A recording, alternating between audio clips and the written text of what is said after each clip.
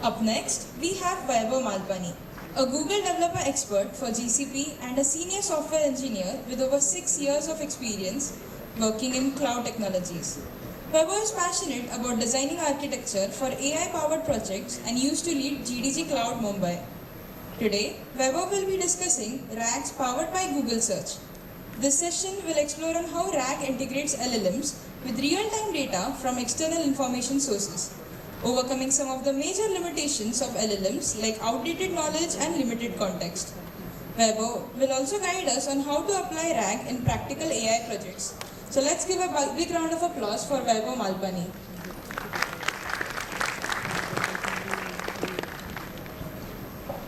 Hello? Yeah. Okay. How is everyone? Good? Yes. Hungry? No. Yeah. Okay. Yeah. So, my name is, can we get the slides on? Okay. So, I just want to, understand how many of you have understood the previous talk, RAG? Only few? Okay. So, a lot of you understood, right? And you think it will be helpful in something that you are going to build? Yes? So, my talk will extend that talk by one more step. Right? I will address what's the issue, like he mentioned, right? Yogesh mentioned that there are few places that it can go wrong. I will try to address few of those places where it will not go wrong, right? It will help you make it better or maybe less point of failures. That's what my talk will eventually do. This is not showing up here. Okay. While this is getting done, I will just like to introduce myself. My name is Vaibhav. I am a GDE for Google Cloud, and I'm also an tech lead at Incido Inc. It's in Baner.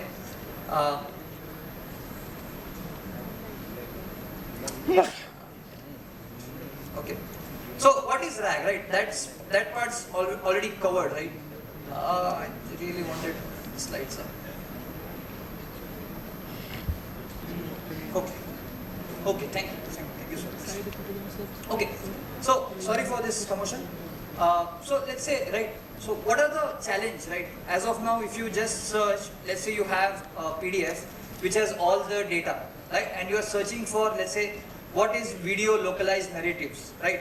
The LLM is not able to fetch the data. It says, there is too much data. It's not able to find the correct vector. All of those are the challenges which RAG is able to solve, right? So what does RAG do? So it takes the document, creates a vector database, and then searches for you. And then it's able to fetch the data. But this is only applicable if, exactly this keyword, right? Video localized narratives of something of that sort, or whatever you are searching, this exact text exists in your document that you have, right? Let's assume that whatever you are searching is not there in your document, but the answer for which is in the document, right? Your search might be something else, but the answer would be something else. The question is not the answer. That's what I'm trying to say, right? Whatever is there in the question, that is not exactly matching. So you'll see that example also. So to solve this, so before we go to that, what RAG or the AI people are doing is trying so many different things, right? To search correctly, we'll have to do text chunking, query expansion, hybrid search. All of these were actually taken care by Yogesh, right? He also mentioned a lot of things that we have to do to build a RAG model. And then eventually it is able to search. When you say search, what is the first thing that comes to your mind? Google search? We have been using it for more than 20 years, right? And it's been working awesome. So why not use the technology that's been built over 2 decades and use that directly while searching your document, right? So what we are going to do is, while retrieving the data from our document, instead of using a custom built retriever or a vector search retriever, we can directly use Google search retriever. Now how will this work is, for all the technology, and by the way, this is easily available. You just have to input Google search retriever and that's it. You don't have to know how Google search is working or what they are doing. You don't need to do all that. You use that retriever in your code and just search your document. Instead of the vector search retriever, you just replace that with Google search retriever and it will work for you, right? So the problem will be solved by using Google search. And how? So there is a something called as vector AI search, which is recently added to Vertex AI search. And what it does, right? It has 3 main steps. So collection of the data. So the data could be, let's say your data is in BigQuery, your data is in PDFs, Word document, PPTs, anything, right? Let's say it's unstructured data or even structured data like your CSV, Excel. You have data in all this format and now you want to run queries on it, right? So how do you do that? That's the way. So you collect the data and the building process will be taken care by Vertex AI search. And what it does in building is already mentioned, right? It does the parsing, chunking, tokenization, indexing. All these things are taken care by the Vertex AI.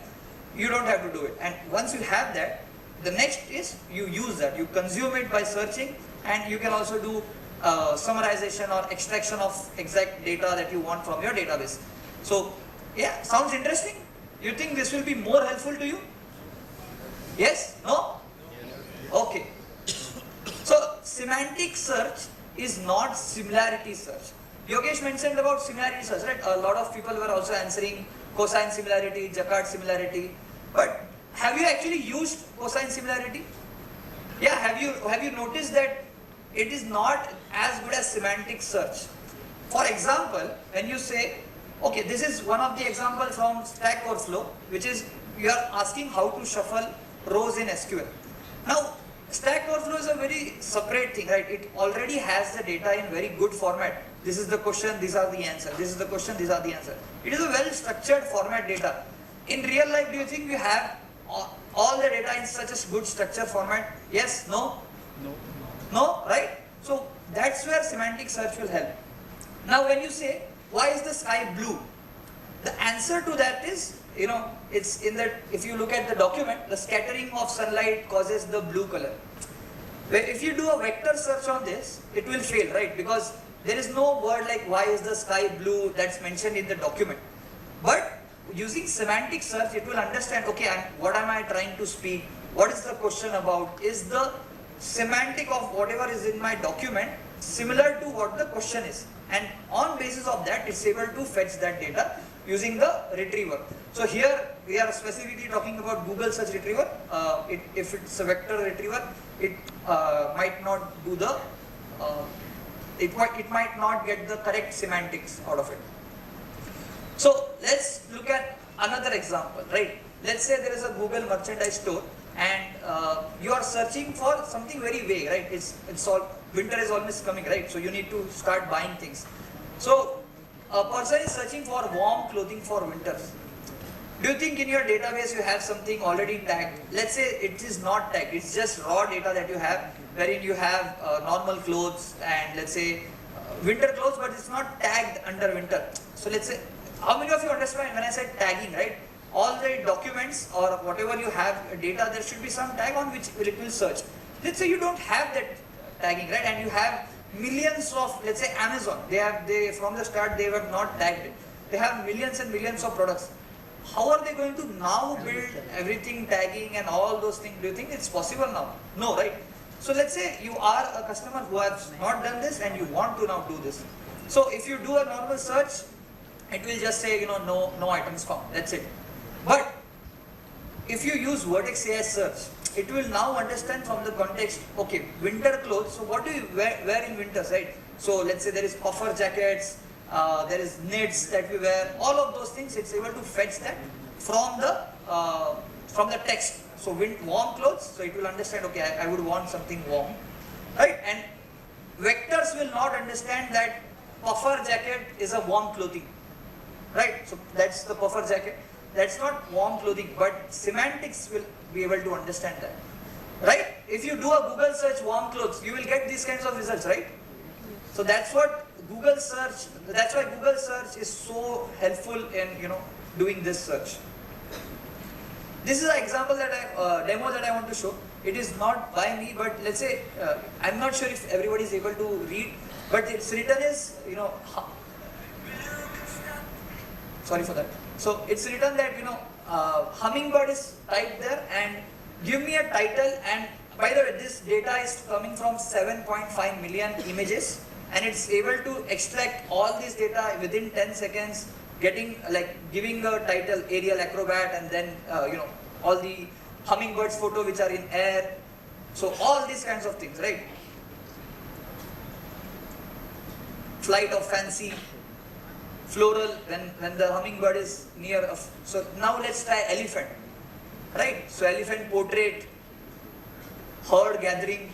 So from all the data that is has 7.5 million, it's able to easily extract that within 10 seconds and get the responses.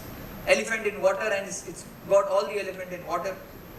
So what is the prompt was, you are writing, let's say you are making a book of all the animals, given a portrait, and give me 20 images and 10 titles. So the title also it himself has generated, understood, okay, what photos goes with which title, and given the output for us.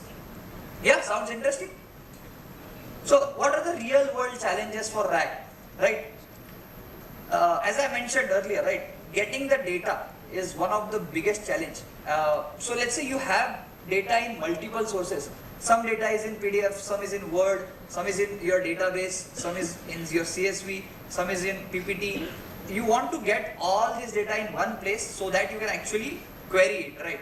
And you want only one chatbot. You cannot say, okay, whatever my data is in PDF, I want another chatbot. Whatever is in my database, I want another chatbot. It will not be helpful, right? So you want everything to come under one umbrella, which Vertex AI helps you do that. Right, so you can get multiple data source, and also you can have public data. Let's say you have your own website. Let's say you have a FAQ page on your own website. You don't want a person, let's say someone is asking me, you just say, okay, go to my FAQ page. You can just give the link to your FAQ page to the Vertex AI. Ask, okay, scrape through all the data, and now create a chatbot on it. Literally within 5 minutes is able to do all this. And I wish I had time to show the demo also, but it definitely works. And you can give that, and now it will create a chatbot over everything. So you will create the Vertex AI search. You can question it. It will help you grounding answers. By the way, whatever we talked about, right, it's called grounding.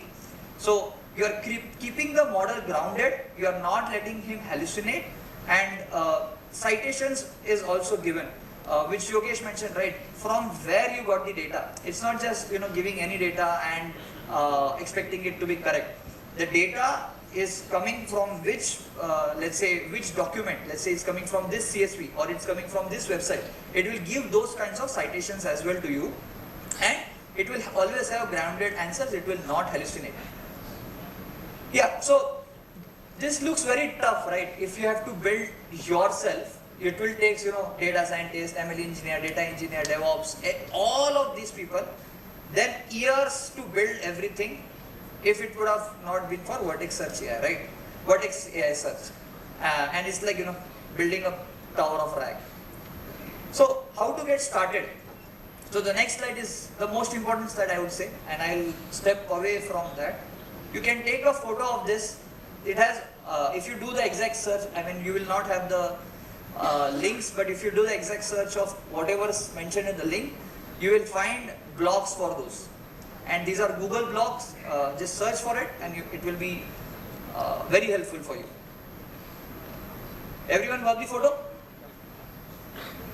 If not, please help your the one who's sitting beside you, right?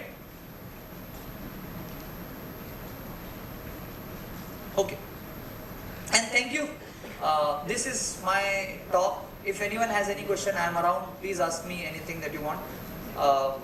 And you have been a great audience. Thank you.